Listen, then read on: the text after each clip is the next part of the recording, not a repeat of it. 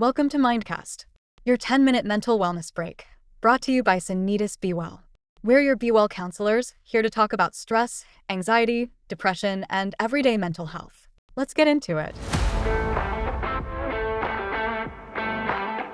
Hello, everybody, and welcome to Mindcast. This is the BeWell podcast.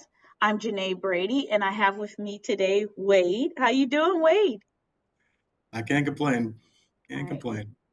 Wade is a counselor with our BeWell program with Sanitas, and he works with us to handle issues that some of our patients have. And today we are going to discuss the importance of men's mental health. So, Wade, can you give us a little bit of what are some of the things that you feel like a lot of the male patients are going through? I think the patients that I come across, they still think there's a stigma attached to mental health, even coming in for help in the first place. A lot of times they say, I didn't even want to come in here. I don't know why I'm here. And sometimes it takes a lot of digging to figure out, okay, why are you here? What's going on right now? So they may say, okay, I'm stressed out, I'm depressed, I'm anxious, but I've never done anything like this before. I'm 40 years old. This is the first time I've ever thought about any kind of mental health. So that's why I usually ask them, what brought you in right now? What became so severe that you overcame that initial thought to say, I need to get some help? And a lot of times when I ask them why didn't they ever get help earlier? Well, my family doesn't believe in mental health, or there's a cultural component to mental health. We should just be able to handle things on our own. They think if they receive mental health services that somehow they're weaker in character, and it's not even that way. But again, the sad part is that the stigma still does exist, and that we still have to overcome that, even if it's one thing at a time. To say, the hardest choice you already made is done. You're here. It's going to get easier from this point forward, and that usually gives them a different perspective on things. That's really important. I do tell patients a lot of times, it's okay to ask for help. Nobody's perfect. We all go through things. It's okay We're not. to ask for help. No, we're not perfect. Oh, Nobody's perfect. Even me. oh, Even me. that Nobody's well, perfect. that delusion got shattered. We all need help, and sometimes we have to ask for help, and sometimes we have to go Absolutely, seek professional help. You know, absolutely. think of it as if you have a cold, or you have a flu, you would go to the doctor to go get treatment for it. It's the same way with your mental health. And especially for men, mental health is important. You know, Yeah. I know we have a lot of societal stigma, like, oh no, be a man, you got to be tough. You don't Mhm. need to talk to anybody. Listen, it is hard to be an adult. It is hard to be in a child. It's hard to Yeah. be a human being. So go ahead Yeah. and go get help. It doesn't Yeah. matter. Just go get help. Talk to Yeah. someone. And the fun part is, after I've actually also had patients after they've been going for a while, and they've talked with their parents or their significant others about the help they're getting. Sometimes they'll say they're a little more open to the process now, or even better, my partner's now going to get help too, because they want to work on their own issues. So it's sometimes it can be good where it's not just that cultural component. That stigma is kind of not only overridden, but you can really kind of start changing the minds of other people just by somebody else's actions. Mhm. So Another thing that I have a lot that's going on with a lot of some of my male patients is the whole thing with social media, the self-image and self-esteem. Have you been having some of these issues too? not so much anymore. I find that a lot with my younger patients, usually late teens, early 20s. A lot of their social um, perspective, their social sphere is online.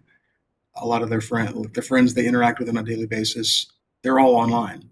So that's where they meet, that's where they hang out.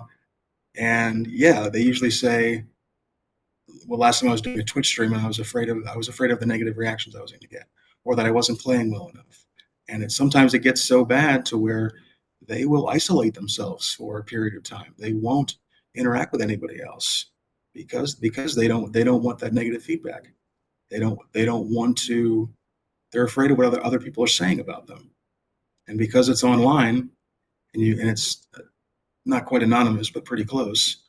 Sometimes those comments can be really personal and really mean, to the point of, it's not just negative. It can lead towards harm.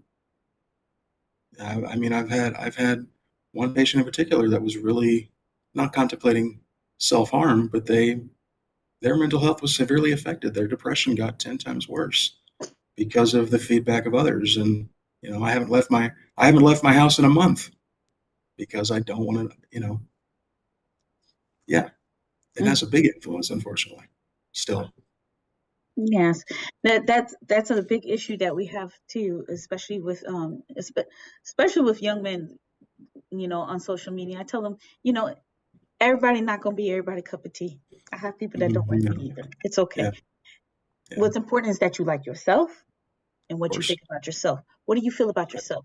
You know, what do you feel about yourself inside? People can talk about you and whatever and say things and whatever. And everybody has days where they take things out, they have displacement Yeah, and they take I, it out on other people. But it's important what you feel about yourself, how you see yourself, and what you think about mhm, yourself.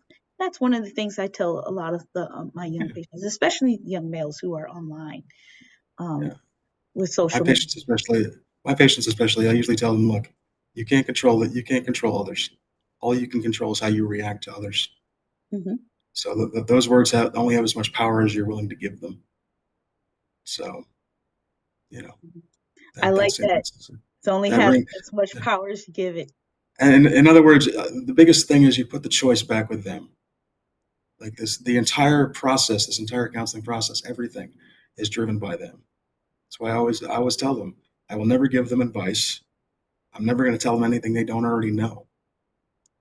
The biggest thing you go to counseling for is objectivity and support and perspective. Those are the main things. Mm. So looking at things from an outside perspective, like social media and like the ability of those comments to have an effect on somebody, that's why you come to somebody that's not going to judge you on that. Hmm. Because the biggest thing with that is they don't like being judged in a negative way.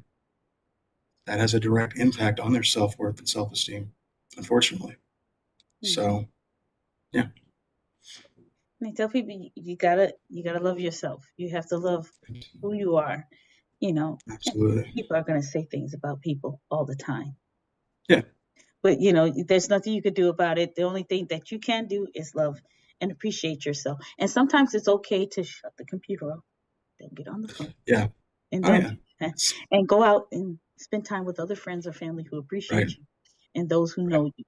Because Yeah. this is somebody probably from across the country that doesn't know anything about you. Well, no, and you'd be surprised though if your entire social network is online, and then you're asking them to shut that off for a day or two, and then having to say, do you have any other friends or family that you talk to? Having to challenge that and say, okay, let's try to see if you know anybody else that you could see in person or you could, call on the phone and actually physically talk to, Mm, to kind of deal with those feelings as they come up. So you're not always having to rely on, the large online presence to gain validation from. exactly. And also, it's important to have self care. Of Listen, if course. you do it 15 minutes per day, do some deep breathing, go and exercise, get some sunlight, natural rays Mhm. of sunlight, natural vitamin D makes people happy. Go out there and do something else, go bowling, go Absolutely. do your hobby. And if you don't have any hobbies or anything, go find one, go look for Yeah. one, try out new things Yeah. if you don't know what it is. It's Yeah. very stressful. I have a lot of young males, especially young male patients who come in and say, I just go to work and I come home. Mhm. Okay, what else do you do? What helps you relax? You There's lots of things you could do.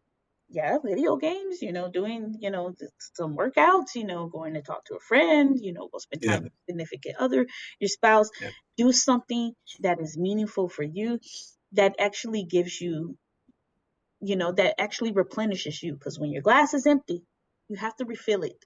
Fill it with Yeah. yourself. Yeah. You can only run on empty for so long. So sometimes even something as simple as If you could wake up tomorrow and do anything you wanted to do, what would you choose? I use that question all the time. And the funny part is, a lot of with my male patients, the one thing I get is I don't know, or I've never thought about it, or it's been so long since I've actually thought about doing something for me, because it's become overshadowed by work or by family or by other obligations, to the point where self-care kind of gets pushed to the back.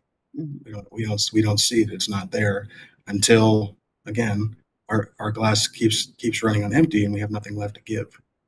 So Exactly. our tolerances and our patience is done, and now we're sitting in an office going, "What do I do now?"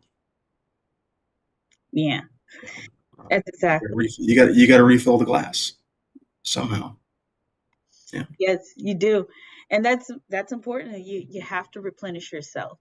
So we do have a number of treatments to help with these type of issues. There's cognitive behavioral therapy, challenging the negative thoughts, challenging the stigma and things like that. Oh well, if I go to therapy, I'll be seen as less than. No, you're not. No. The smartest thing you can do is, when you need help, is go to get help. Yeah. Let's go get help. Go talk to somebody. It doesn't deplete you. It doesn't take away from you. It actually enhances you. Makes you a smart Absolutely. person. You know, Yeah. a smart person. And I have some men that will say, well, I feel like, I feel silly doing this. I feel like less of a man. No, it's actually very manly to go out and go get some help and talk to somebody. Absolutely. Yeah. Absolutely. Wade, this was wonderful. Thank you for helping me with my third episode of Mindcast. And It's if been a you or pleasure. anybody else, problem, if you or anybody else out there needs any assistance or needs some help, please contact Sanitas. We have excellent counselors like Wade and myself here who are willing to help you with anything. And, don't feel bad about stigma and stuff. Go ahead and go get some help.